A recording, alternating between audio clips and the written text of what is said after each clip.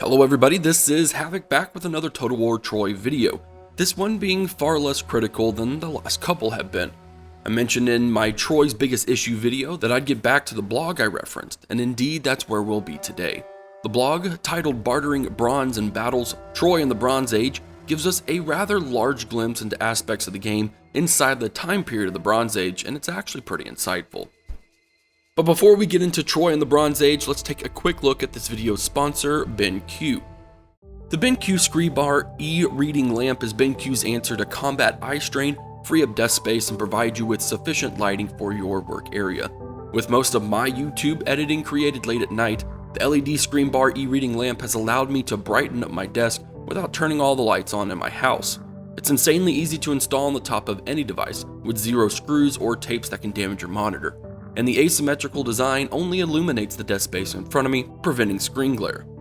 With lamp brightness and color temperature settings at the push of a button, this USB-powered device is extremely simple to operate, making it perfect for anyone looking to switch up how they work at their desk.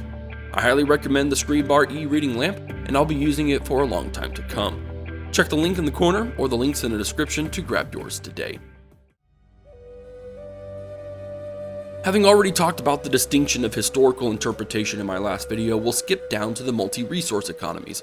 We already know that Troy will feature this multi-resource economy, where buildings actually need wood, elite units need bronze, etc, etc. And this is due to, according to game director Maya, the fact that these multi-resource economies existed more strongly during this time period. Money as a form of trade was not quite as essential as bartering, and trading commodities had a stronger impact in many ways, with bronze being, of course, one of them. Digging into bronze trade's dominance specifically, it's noted that bronze is not a metal on its own, but an alloy of copper and tin. Of the two, tin was significantly harder to obtain, being only in a few places and being very far away. Access to tin was therefore completely reliant on a vast network of trade and tribute exchanges.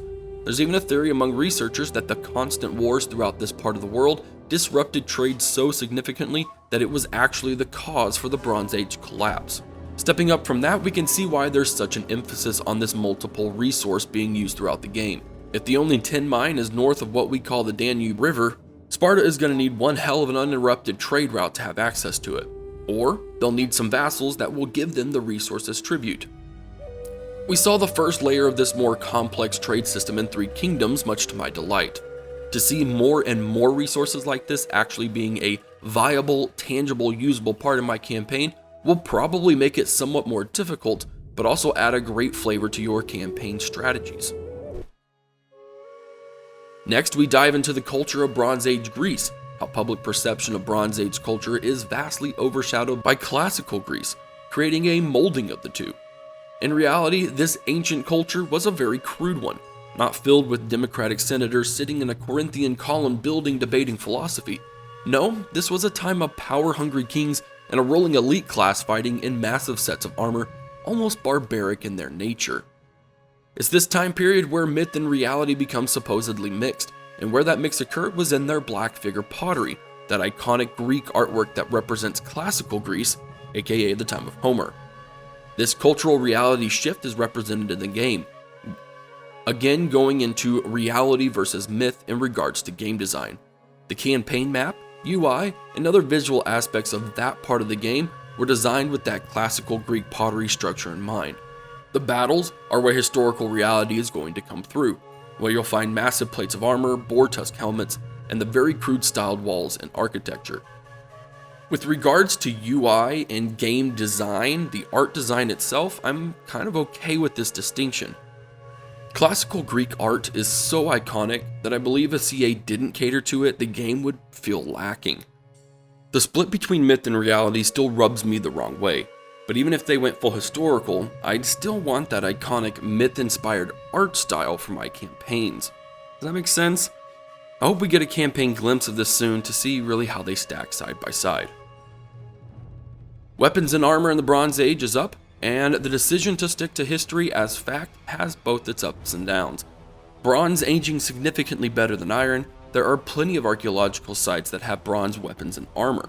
What's been found is that despite the spear being the leading weapon, there's still swords, axes, even bronze-tipped clubs used during that time period.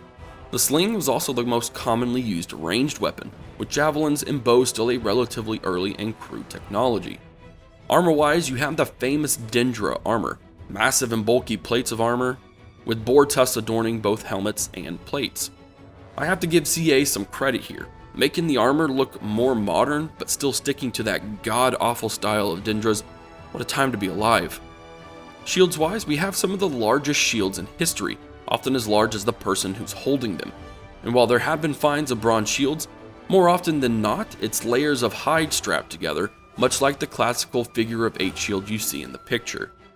All this in context, the team at Troy are looking to stick to reality in this area, and that's something I'm actually glad they're doing.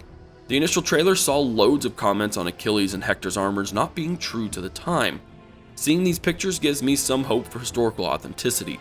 The downside is that armor is just flat out ugly, but still a nod to the design team for their battle between true historical and a bit of modernizing in this area. The team at Sophia have also taken it a step further, recording new audio for the classing of Bronze Age weapons and armor.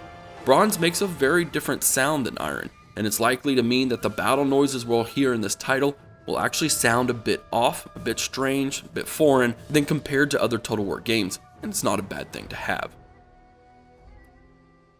Battles in Troy will see the heaviest rework in probably all of Total War, and it's all due to the Bronze Age style of war.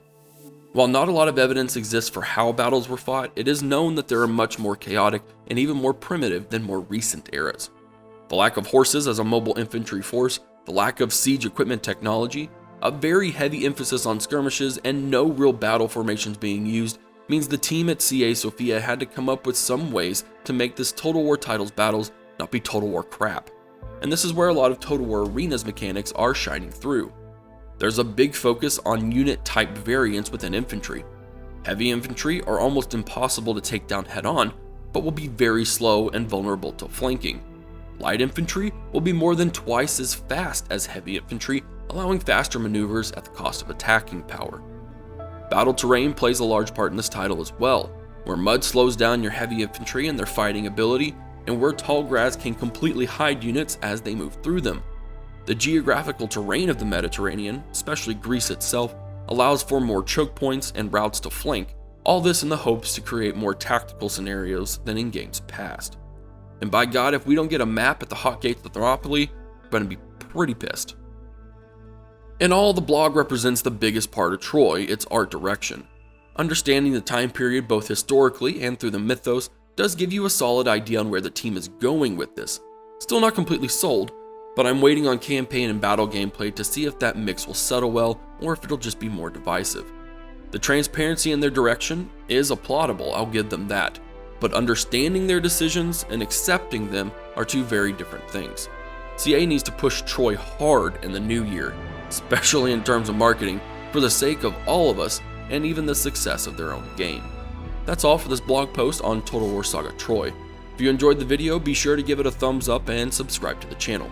Check out my Discord and Patreon for ways to get involved. Stay tuned for all things strategy in Total War. This is Havoc, and I'll see you in the next video.